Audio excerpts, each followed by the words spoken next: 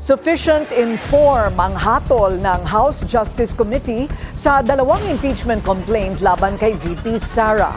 Pero ang dalawa pang reklamo hindi na tatalakayin ng Kamara. Alamin kung bakit sa agenda report ni Mavic Trinidad ng Abante. Sa apat na inihaing impeachment complaint laban kay Vice President Sara Duterte sa Kamara, dalawa na lang ang natira matapos may mag-withdraw at mabasura ng House Committee on Justice ang dalawa sa mga ito.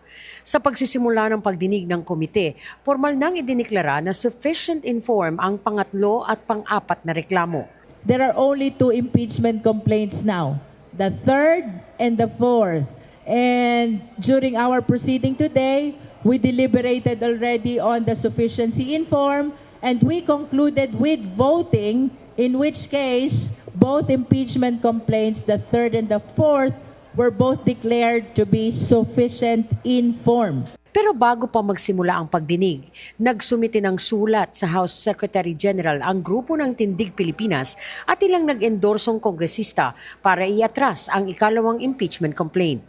Sa pangunguna ni Tindig Pilipinas Co-Convener Kiko Aquino D. at ang mga endorser na sina Mamamayang Liberal Party List Representative Laila de Lima at Akbayan Party List Representative Percy Sendanya, layon daw ng kanilang pag-atras sa kanilang second impeachment complaint ay para mapabilis ang proseso. Pero tiniyak ng grupo na kasabay ng kanilang pag-atras ay ang pagsuporta nila sa pangatlong impeachment complaint na inihain ng paring si Joel Saballa at inendorso rin ni de Lima. Bago rin formal na talakayin ng sufficiency in form, pinagdebatihan muna ng komite ang issue sa ruling ng Korte Suprema sa one-year bar rule. Nagpasya ito sa pamamagitan ng pagboto na isantabi ang unang impeachment complaint na inihain ni Lisa Masa, Franz Castro at iba pa at inendorso ng Makabayan Black. So klaro po na sinabi nila na walang pwede makommense prior to February 6 of 2026, Madam Chair. So, well, it may be implied because nga sa resolution is iba din yung computation nila sa session days. Pero obvious naman po in rules of statutory construction na what is implied is cannot overturn what is expressed. So sabi na is what is expressed puts an end to what is implied. Or a person, object, or thing omitted must have been omitted intentionally. Kasi walang mention po ito sa resolution ng motion for reconsideration, Madam Chair. So with that, Madam Chair, I move that we set aside the first complaint because it was filed prior to the lapse of the one-year bar rule. Madam Chair, I so move. Pebrero 2 ng isang pangunang reklamo pero naniniwala ang mga mambabatas na dapat ay sa February 6 ito inihain. Una po sa lahat, very clear po yung Supreme Court decision eh. Hindi masaya ang ilang miyembro ng Makabayan Black sa naging hakbang ng Justice Committee sa kanilang reklamo.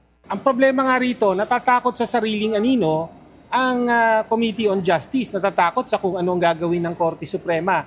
Pagka ganyan po, ay hindi matutuloy ang anumang impeachment. Magiging inutil na ang impeachment bilang pamamaraan, tanging pamamaraan ng pagpapanagot sa mga pinakamataas na opisyal. Kasabay ng pagdinig ang isang kilos protesta ng bagong alyansang Makabayan o Bayan sa labas ng South Gate ng Kamara. Hinamon ng grupo ang mga mambabatas na suportahan ang bagong impeachment laban sa pangalawang Pangulo para agad itong maipadala sa Senado. Para sa agenda, Mavic Trinidad, Abante. Manatiling nakatutok sa Bilyonaryo News Channel. Sumubaybay sa aming social media accounts at mag-subscribe sa aming YouTube channel para sa mga bago at eksklusibong balita.